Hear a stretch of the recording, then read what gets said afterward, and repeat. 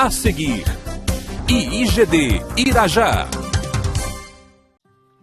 Nós iniciamos domingo passado falando sobre o dom da prosperidade. Só que prosperidade é dom de Deus, irmãos. É dom de Deus. As pessoas confundem as coisas. As pessoas pensam que prosperidade é ter muito dinheiro. É ter muitos bens. Tem gente que tem muito dinheiro, mas não tem vida, meu irmão. Não tem Jesus. Não tem paz. Tem gente que tem muito dinheiro, não tem saúde. Tem gente que tem muito dinheiro, não tem alegria. Não tem paz na sua família, não tem bênção. Sim ou não? Então, irmãos, prosperidade é um conjunto. Não é uma coisa, não se resume a riquezas materiais, a dinheiro e bens. Prosperidade é um conjunto de fatores que promove um conforto, um bem-estar e um descanso. Porque quando a prosperidade é real, ela vem da mão de Deus. E se Deus dá, Ele cuida. Então Deus, Ele dá a bênção, Ele dá as coisas e dá condições para desfrutar. Essa é a real prosperidade. Prosperidade sem Deus, irmãos, é engano. É uma falsa prosperidade. Porque as coisas terrenas, elas servem aqui, mas não servem para a eternidade. Você não consegue comprar sua passagem para o céu. A entrada, muito menos. Você não consegue. Você pode chegar para Deus: Senhor, manda aqui um anjo teu para me vender uma passagem para o céu. Ele vai me levar em cima das suas asas? Isso não existe. Não existe. Salvação se adquire aqui. É aqui que as pessoas são salvas ou se perdem. A escolha é agora. A maior necessidade, irmãos, hoje, a maior necessidade hoje é pregar o Evangelho para que as pessoas conheçam a Cristo e se convertam. Para que saiam do inferno, saiam, sejam livres. Mas depois precisam aprender e precisam servir a Deus. Abra sua Bíblia em Eclesiastes, capítulo de número 5, versículo 19. O Espírito Santo de Deus assim diz. Vamos juntos? E quanto ao homem a quem Deus deu riquezas e fazenda, e lhe deu poder para delas comer e tomar a sua porção e gozar do seu trabalho, isso é dom de Deus. Viu, irmãos? Dom de Deus. Dom é dádiva. Dom é dádiva, é como um presente. E quanto ao homem, seja lá quem for, a quem Deus deu, Deus deu. Pastor, há pessoas a quem Deus não tenha dado? Irmãos, Satanás é mestre em enganar o mundo inteiro. A palavra de Deus diz que o diabo engana o mundo inteiro, mas o mundo todo. Está lá no Apocalipse, capítulo 12, versículo 9. Não mexa na sua Bíblia, tá? Só se você quiser anotar, você vê em casa, tá? Ele engana o mundo inteiro, irmãos. E uma das coisas que Satanás mais faz é enganar exatamente nisso. Mas se ele puder, ele também engana no meio cristão. Que isso, pastora? Sim, irmãos, sim. A pergunta agora é: por que eu quero prosperar? Você deve fazer essa pergunta. Pastora, respostas óbvias, só não deveria nem fazer essa pergunta. Imagina, qualquer pessoa com um pouquinho de raciocínio vai logo dizer: eu quero desfrutar das coisas boas da terra. Sim, muito bem. Quero desfrutar das coisas boas da terra. Mas será que o desfrutar, que envolve agora a vida, com todos os seus fatores e minúcias, o cristão quer ser rico para desfrutar das coisas da vida ou para acumular coisas e se atrapalhar e se embaraçar? Como é que vive uma pessoa muito rica, que tem muitos negócios e tem de estar à frente desses negócios? Ela tem tempo de servir a Deus? Ela tem tempo de servir a Deus? De repente vai ter um nome projetado, comentado. Tem status. Muitas pessoas aplaudem. Quase todo mundo conhece. Tá bom. Mas e aí? Abra sua Bíblia no Evangelho de Lucas, no capítulo 12. Evangelho de Lucas, capítulo de número 12, iniciando no versículo 13. O título diz o quê? Vamos juntos?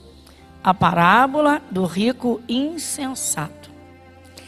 E disse-lhe um da multidão: Mestre, dize a meu irmão que reparta comigo a herança.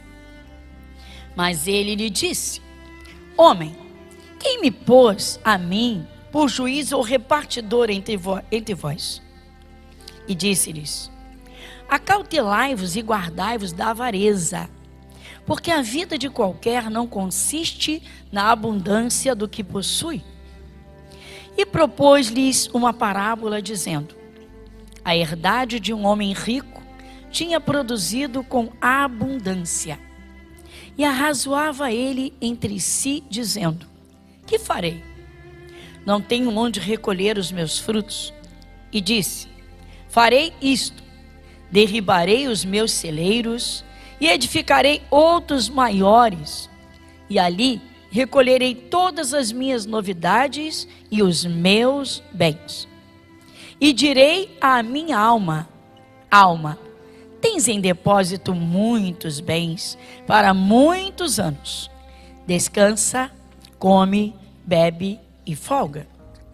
Mas Deus lhe disse. O que Deus lhe disse? Peraí. Como foi que Deus o chamou? Como foi mesmo? Por que Deus está chamando esse homem de louco? Por que Deus está chamando esse homem de louco? Louco. Versículo 20. Mas Deus lhe disse: Louco, esta noite te pedirão a tua alma. E o que tens preparado? Para quem será? Para quem? Para quem? E para concluir, Jesus, nesta parábola, disse: Vamos juntos? Assim é aquele que para si ajunta tesouros. Pronto. Resumiu tudo. Explicou tudo. Eu vivo e você vive, não é? A filosofia diz: eu penso, logo eu vivo. Eu falo, logo eu vivo. Pois é, irmãos. Mas Jesus veio e disse diferente. Ele diz: eu sou o caminho e a vida. Não basta pensar e respirar ou falar para dizer eu estou vivo. Uma doença bate e arrebenta com a vida. Acabou, vai embora. Sim ou não? Prosperidade, irmãos, é um conjunto de fatores. É um conjunto. São alguns fatores, no plural, alguns, que somados promovem um bem-estar, conforto e descanso da alma. Se Deus está no controle. Porque se Deus não estiver, meu irmão, acabou. Igreja, as pessoas estão se enganando. Às vezes eu vejo ricaços miseráveis na miséria. Miséria de saúde, miséria de paz, miséria de família. E às vezes eu vejo pessoas simples, riquíssimas, cheias do Espírito Santo, com um entendimento da palavra extraordinário, que o diabo não brinca nem de longe com essas pessoas. Deus não é contra riquezas, tudo pertence a Ele. Diga: tudo pertence a Jesus. Tudo é de Deus. Tudo é dele, é do nosso Pai. Mas Deus sabe a quem Ele dá, irmãos. Você leu em Eclesiastes 5:19. Você leu lá: prosperidade é dom de Deus. Um pai e uma mãe sabem muito bem a hora de dar um triciclo para um filho, não sabe? Sim ou não? Quando é bebezinha no carrinho de bebê, carregadinho, vigiadinho, toma conta, bonitinho.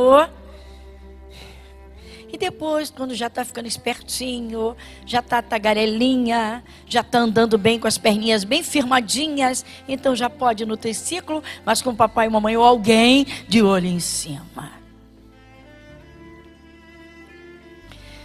Pastor Rez é muito engraçado. Esse pastor, tem cristão que começa a melhorar um pouquinho, logo some da igreja. Começa a melhorar um pouquinho, logo não tem tempo para Jesus. É por isso que às vezes Deus não rasga assim, não abre as janelas do céu e as porteiras para muitas pessoas. Por quê? Aí ele é muito engraçado, diz assim, só com a tampinha do melado o sujeito já se lambuzou todo. Só com a tampinha do melado. Imagina se ganhar o pote, vai se afogar. Vai mergulhar no pote e vai se afogar dentro do melado. Que deveria comer aos pouquinhos ou beber aos pouquinhos, aos golinhos.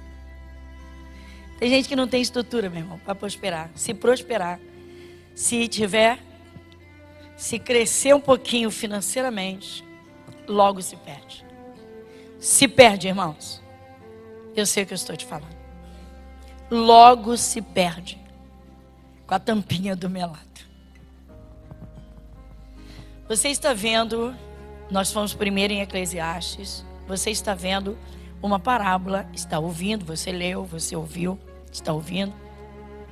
Uma parábola proferida por Jesus. O que as pessoas que aceitam a Jesus precisam compreender é que Jesus, ele é Deus, agora aqui na forma de homem, aqui, na forma de homem. Hoje como homem ele está sentado à direita do Pai, glorificado, não precisa de necessidades supridas como alimento, água. Jesus sentiu frio, teve fome, sentiu sono, enfim. Ele é Deus.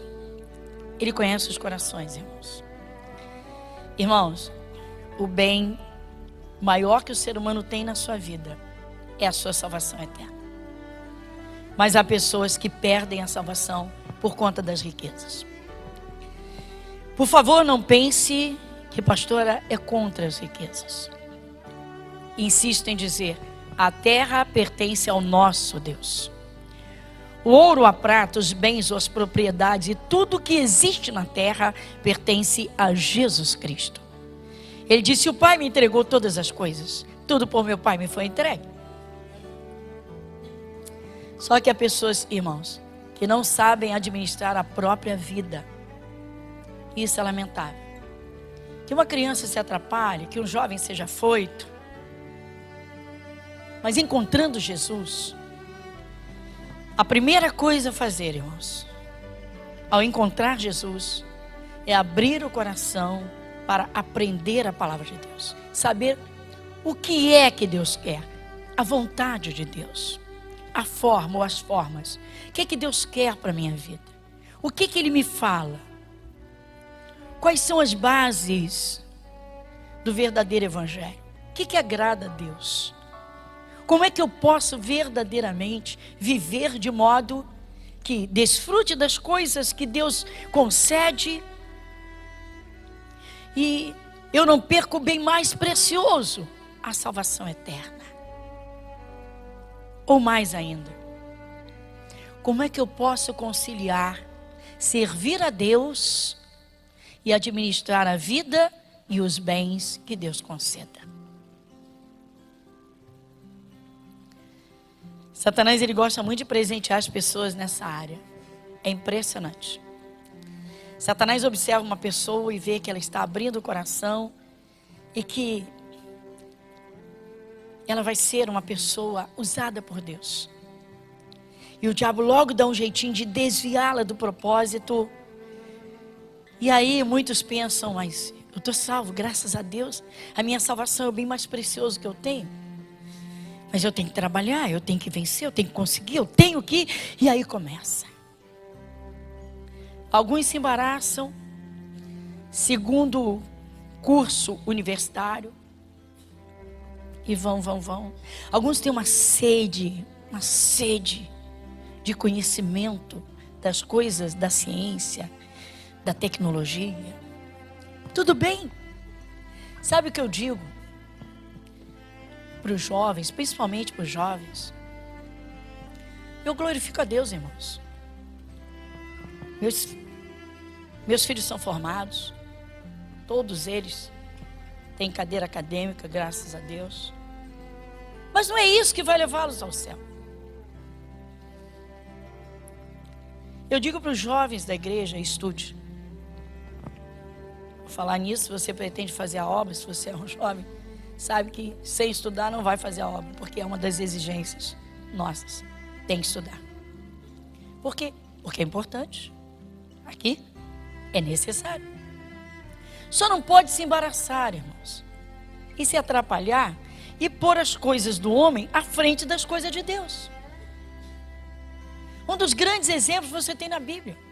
Abraão foi um dos homens que mais soube ter comunhão com Deus. Foi um dos homens para quem Deus mais deu atenção. E chegou ao ponto de intitulá-lo de o pai da fé. O pai da fé. E Abraão foi rico, irmãos. Abraão era rico. Diz a Bíblia que Abraão, o sobrinho de Abraão, foi sequestrado, o Ló. Ele criava esse sobrinho como se fosse seu irmão, seu filho, perdão. Ele verdadeiramente adotou esse moço. Claro, não havia cartório na época, senão ele o teria feito. O irmão de Abraão morreu. E Abraão, casado com Sara estéril, ele apanha esse sobrinho Ló. E então ele o cria, e criou com o maior amor de pai. E chegou um momento em que Abraão era tão próspero, que Abraão foi enriquecendo a Ló também. Foi investindo no Ló. E Ló também foi enriquecendo, os bens dele foram se multiplicando.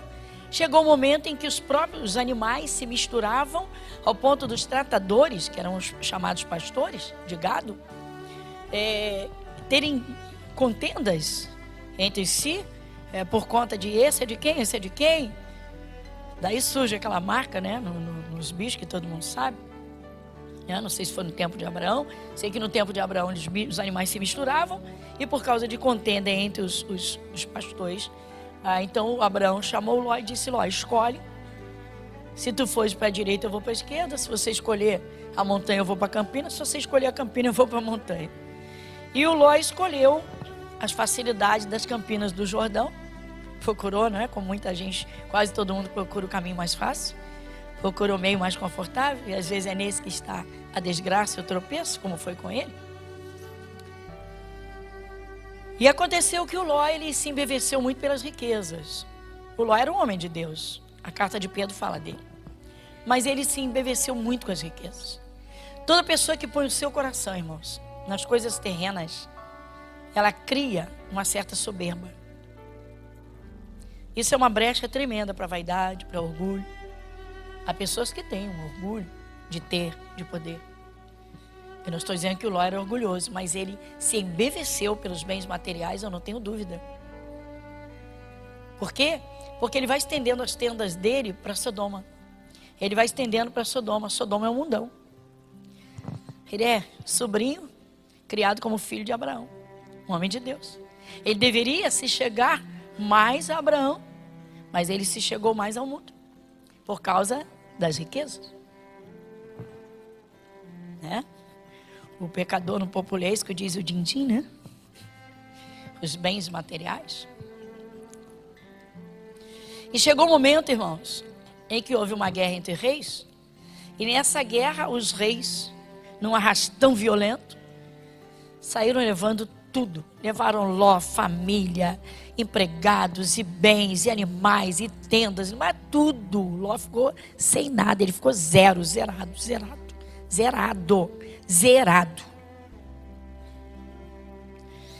E aí, quem é que vai lutar por ele? Abraão. Abraão entra numa batalha. Sabe quantos homens Abraão botou em ação para trazer Ló e tudo de volta, 318. E diz a Bíblia, nascidos em sua casa. Então Abraão era um homem poderoso, irmãos, era um homem muito rico. Mas Abraão tinha uma coisa que todo o cristão que quer prosperar tem de ter. Abraão tinha temor a Deus. O que Deus mandava, Abraão fazia. Por isso, ele foi bem com as suas riquezas, do começo ao fim. Abraão levantava altares, oferecia holocaustos de madrugada. Abraão servia a Deus. Este rico aqui não. E você vê que ele é de Deus, porque Deus fala com ele. Ei, ô louco, essa noite vão te pedir a tua alma.